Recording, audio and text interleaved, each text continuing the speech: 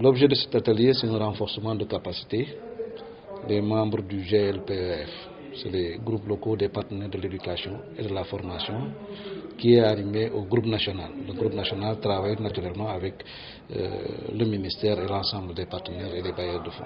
Au niveau local, le groupe local, c'est un ensemble d'organisations de la société civile accompagné par, disons, Education, le fonds de l'éducation pour l'éducation des enfants et un peu les partenariats mondiaux et un peu dans le cas des ODD. Nous avons pensé qu'il faut aller dans le sens du renforcement de capacité de ces partenaires au niveau local pour les outiller, les capacités, mais aussi les rendre aptes à porter le combat de l'éducation au niveau de la base. Parce qu'au niveau de COSYDEP, on a pensé qu'il est important que le plaidoyer que nous devons faire, que la parole que nous devons porter, doit être celle-là même de la communauté à la base, pas de celle-là qui serait entre les bureaux à Dakar et qui déciderait pour tout le monde.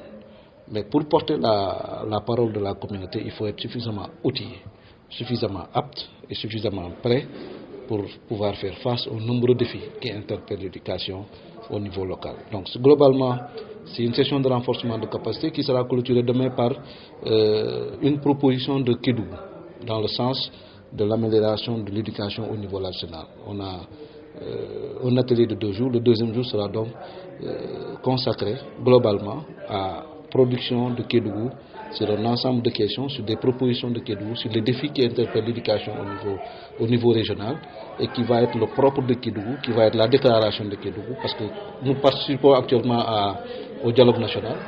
Nous devons apporter des éléments de contribution pertinents qui doivent faire bouger les choses. Donc, on a pensé qu'il est important de partager avec les acteurs à la base. Pourquoi? Parce que tout de suite je disais qu'il faut renforcer les capacités. Actuellement on parle de budget programme, c'est comme si c'était la note.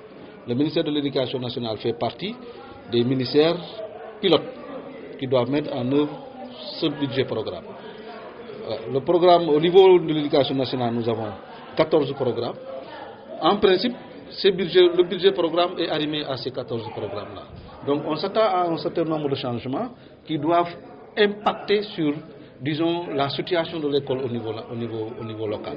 On a pensé qu'il est donc opportun de former les acteurs à la base sur ce que c'est le budget programme. Parce que pour pouvoir défendre une chose, il faudrait d'abord la maîtriser.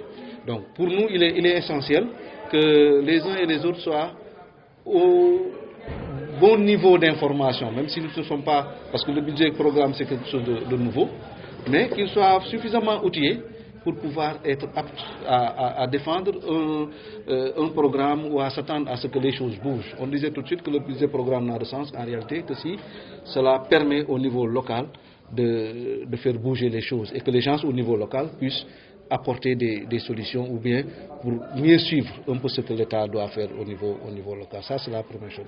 Sur le leadership transformationnel, on a pensé également qu'un bon leader, disons le leader en réalité, c'est quelqu'un qui participe à faire bouger les choses.